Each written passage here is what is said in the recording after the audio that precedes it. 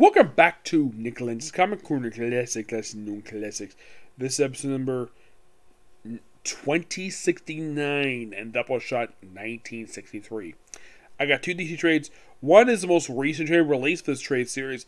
The other one is the last one to officially talk about for this one. Yep. First up it is The Flash, Volume 17. Yes, 17. Eclipsed. Though you could say it's 18th volume. This book collects issues 772 to 779. Mostly put, what happens in this book? You have stuff related to Wally working with Justice League Dark to deal with Eclipsed. Now, this is the line they had in the backup feature from Justice League. When Bendis wrote the book, yeah, this is their next, I think this is their next special appearance after feature ended in the pages of Justice League. Yep. By the way, still Jeremy Adams in the artwork. I will talk about something in a minute basically related to him.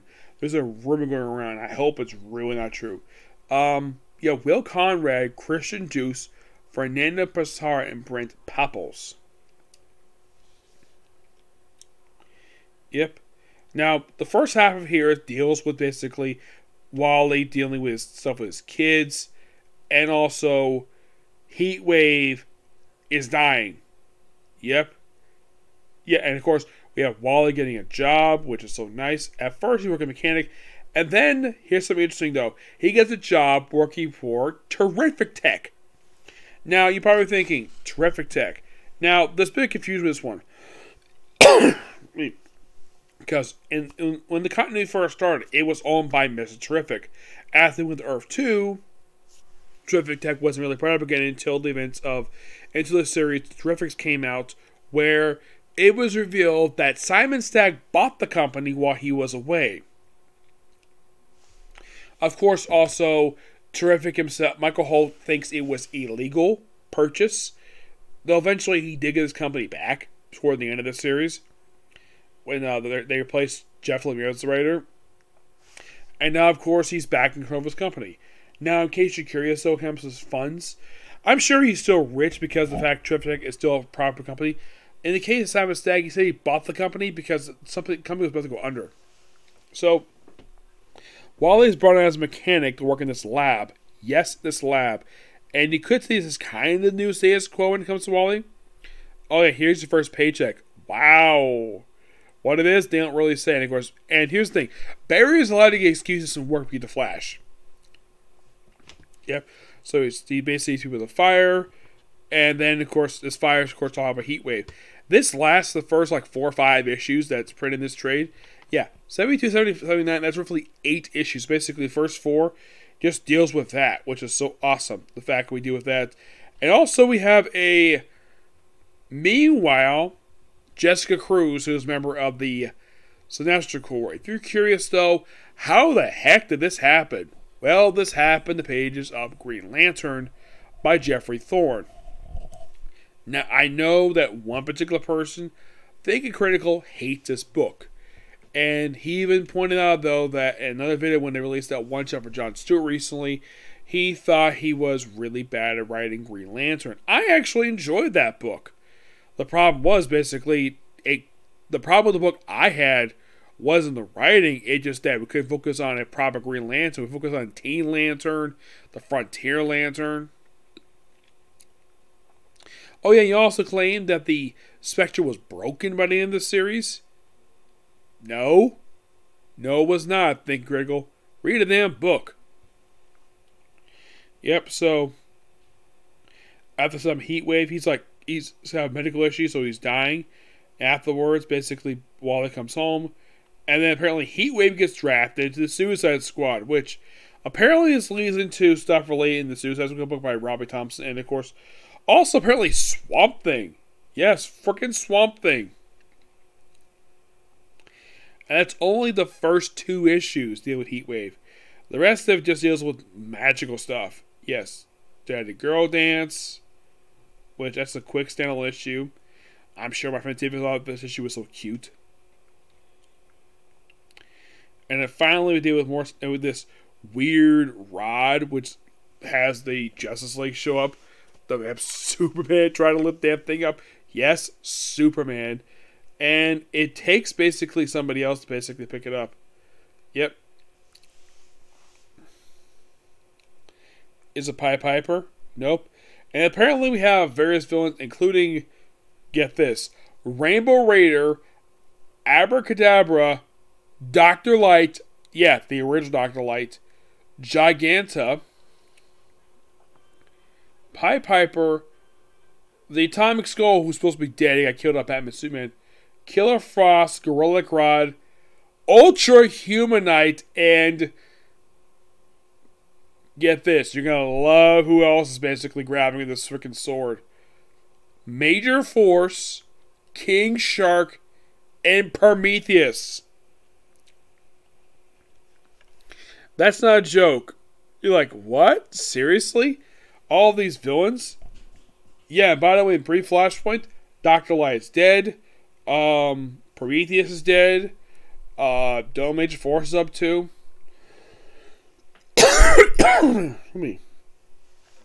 By the way, Ultra Humanite, last time he appeared in the comic book was actually in the pages of Earth 2 Society. Here he's randomly in Earth Prime now. I think this may have been his first true appearance because I don't count his post action comic storyline by Greg Pak because that was not the Ultra Humanite. That was some creature who claimed to be Ultra Humanite. When I think of the Ultra Humanite, I think of this guy. That's the Ultra Humanite. That's a true one. The other one was basically imposter. So let's pick up the sword at the very end. Well, after various people try to fight, get it. Like, eventually it's picked up by Darkstar. Yes. He is a minor Justice League villain. I was kind of surprised Jeremy Adams brought this guy in. I think last time he showed was actually the pages of Justice League America Volume 2. I think it was just before, I think it was when Dwayne McDuffie wrote the book. Yes. So there's their leads and stuff with Justice League Dark. And of course, Dr. Fate. Yes, Dr. Fate. Yep, and basically for the last 3 issues, it just basically Flash team Justice League Dark to deal with supernatural stuff, deal with the sword. Yeah. But this book is pure awesomeness at its finest. I love it. Yep. I'm sure my friend Tavy probably agree with this. I'm going to give The Flash, Volume 17, Eclipsed. Yes, features Eclipso. A 10 out of 10. It's that damn good a book. Okay. There is a rumor swirling around that I've been hearing for like a couple weeks now that Tom Taylor, who is currently writing Nightwing and, well, he just ended the Superman Son of Kal series, miniseries. There is a rumor swirling around that he's trying to to get to be the writer of The Flash to replace Jeremy Adams. Now, as far as I've been told, when it comes to this particular rumor, editorial has not approved this at all. I'm just not Taylor wants to write The Flash, but it's not been approved yet. The thing with Tom Taylor in recent times is that because people think of him for Super Iron Man, Old Wolverine, Injustice, Deceased, really good books. Yes, and people are under the assumption that in the last couple years he has gone downhill and he has turned to one of the comic industry's worst writers. I do enjoy his stuff for Nightwing. I like that book. I think his run for Superman Son of Kal was okay, though in the case of that particular book, my friend Tivia put that book on his top 5 worst comics of last year. Which I can kind of agree with that. Alright, moving to a different book, we have, well,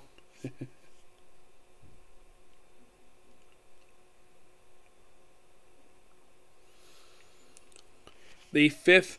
Now, I've already reviewed Volume 6 already, because Volume 6 had contained issues 27 to I think it was like 32, I think it was. Yes.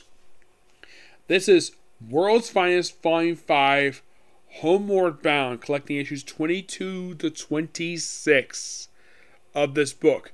Yep, this book is pretty much the end of, well, this I think was originally planned to be the end of the series, but I think DC must have got cold feet on that and decided to have 6 more issues of the series and stretch it a little bit. Just this storyline here is the debut of Tanya Starr, who was the second Power Girl, who later on after this book wrapped up, she later appeared in pages of Teen Titans, Deathstroke, which of course basically was a plot. I was really hoping they were going to have Tanya Starr to become a love interest of Deathstroke. It didn't happen, thank God. Yes.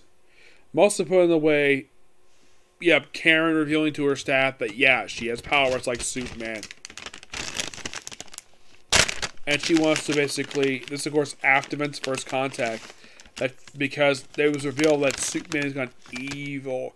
Yeah, that's actually a tie-in to the Tom Taylor run for Earth 2. Yes, another really good book by Tom Taylor. A run that a lot of people love. There's not a lot of love for when James Robbins wrote the book, but oh boy, when Tom Taylor wrote the book, the appreciation, the love toward his run was over the freaking top. People love this run. Do I think the run is terrible? Absolutely not. I do agree it's a good run. But that run overshadowed the original 16 issues by James Robinson. He set up that run. So, I don't know why that run is ignored.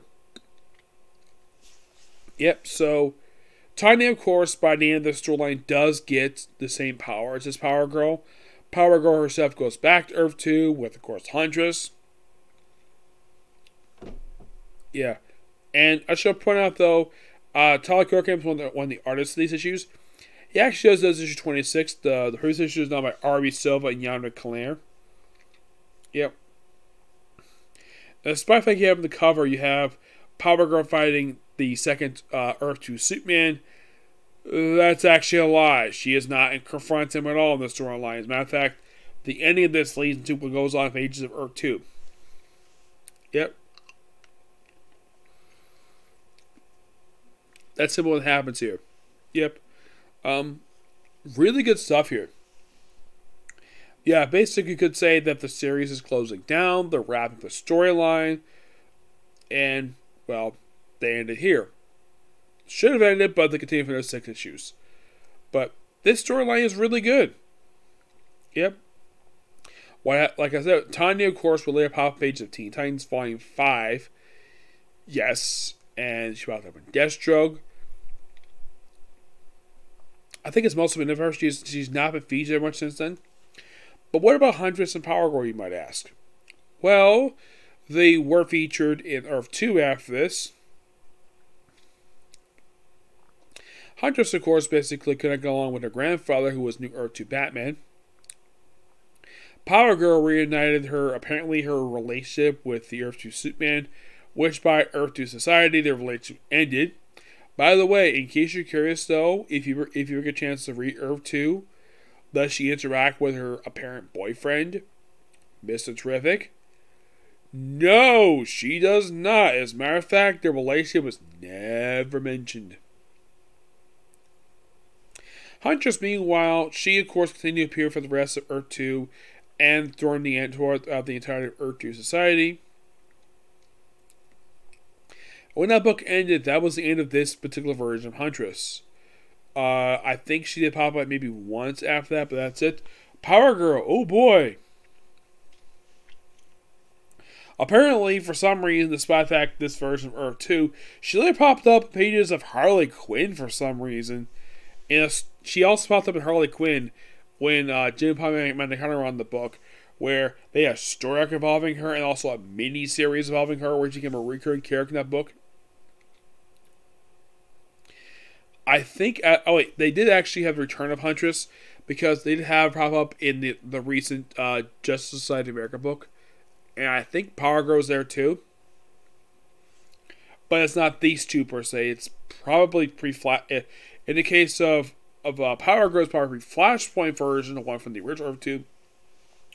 In the case of Huntress, I'm not really sure. Yeah. But this book, now, in the case of Desaad himself, the whole thing with Desaad, it doesn't really lead anywhere at all. It's like, whatever they were doing with Desaad, they pretty much ended it here. That's simply to it.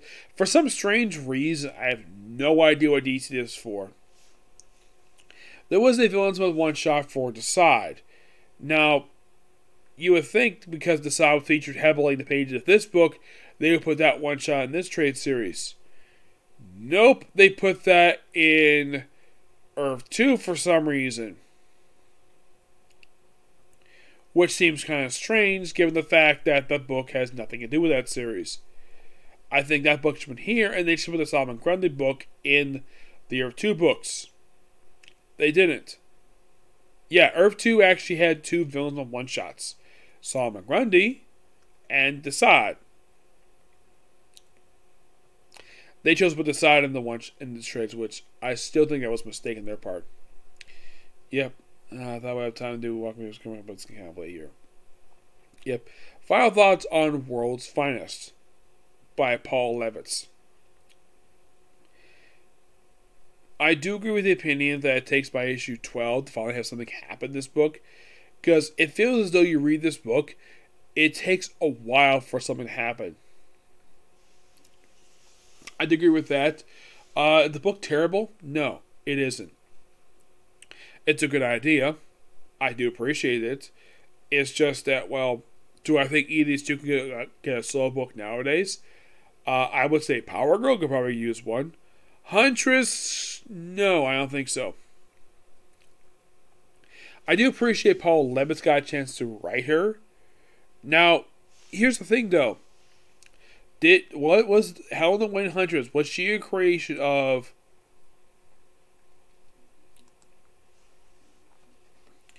Was she a creation of Paul Levitz? Now, let's see if I can find it here.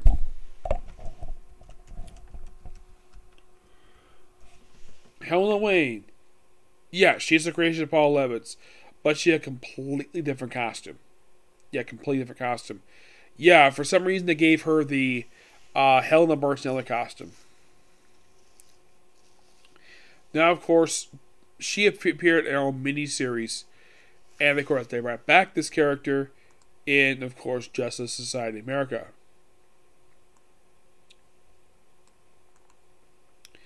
Yeah, prior to this miniseries coming out, this ongoing series, they did feature Huntress in a miniseries. Then she got this book, where they claimed she was Helena Martinelli, but Helena Martinelli was dead.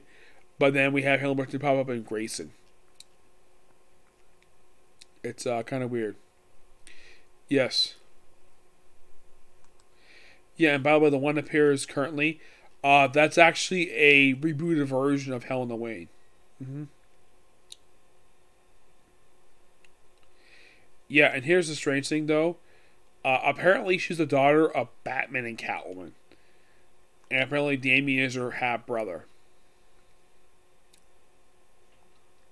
Somehow, it's more in line with this than whatever basically did before. Yeah. It is by far... She is a creation of... Well, this version anyways, was created by Jeff Johns. Yep. Yeah, as for Power Girl herself...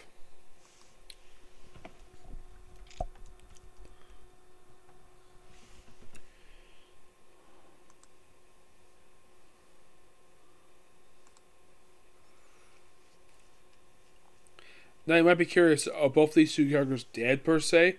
Huntress, no, she's not dead. She just, well, no longer active. They kind of rebooted the character again. Like, here's the thing. Her last no appearance to date was in Earth to Society number 22. Oh, this book also apparently said to include, get this, a couple issues of Secret Origins.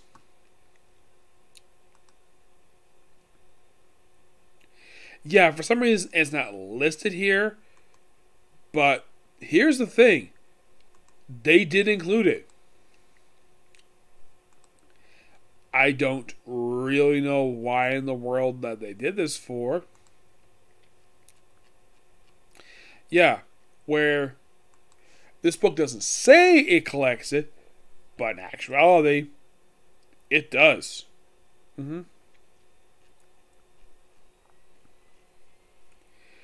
Yeah, that's kind of the dumb thing about this trade, is that it does not list it on the trade itself, not even inside of it. Doesn't include the fact it brings the fact that it has these two issues in it. Yep. Despite the fact they're there, they don't freaking include it. Oh, by the way, the woman's name is Tanya Spears. That's the second Power Girl. Yep. Yeah, and like I said, after this book wrapped up, she appeared in Teen Titans, Volume 5. Well, of course, Deathstroke, obviously. And you might be curious, though, what was her most recent appearance to date? You might be asking. That's a really good question. The answer is the Titan Special.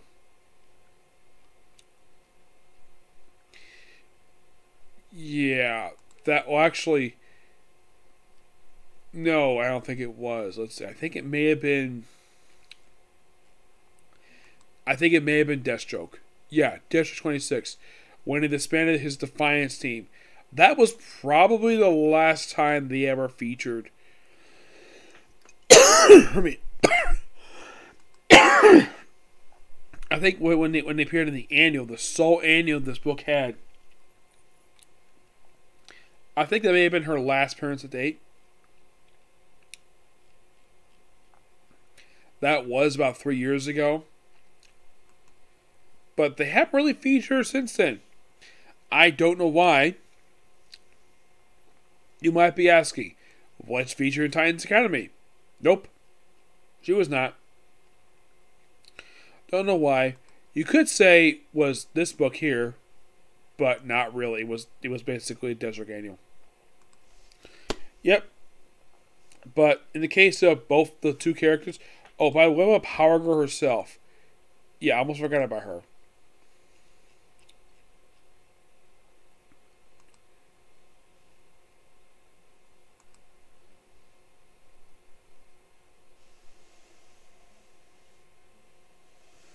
Yeah, apparently, like, this is kind of weird. Like, right after this book wrapped up, and Earth to Society, they apparently dumped her in Harley Quinn for reasons.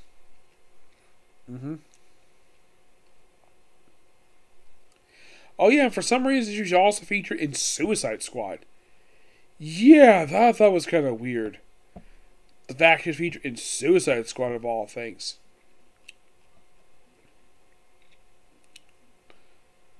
Yeah, they apparently had her join the Suicide Squad for reasons. Yeah, that was weird.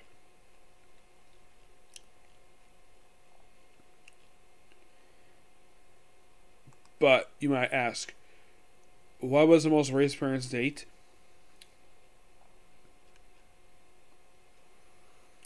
The answer is Justice League. Yep, Justice League 34. In a cameo. A book that came out roughly just a little over 3 years ago. Yeah, that was the most recent appearance that she had. Yeah, and here's the thing. That's the rebooted version of a Power Girl. Not the original one. Oh no. They don't really use that version anymore. She left Spirit Convergence Action Comics.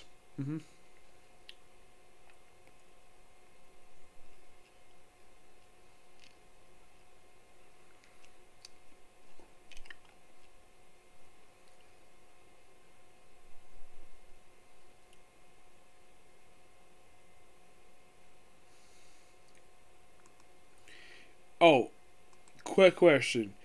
Some of you might be asking, did she have her cat that she had from her previous continuity? Yes. Yes, she did. Yep, not much else to say about this book. It's good. Really good. Okay, so that's it, particular review. And that apparently is going to be it for videos tonight. So, yeah, expect to see about 5 anime review tomorrow. Okay, next video. Bye.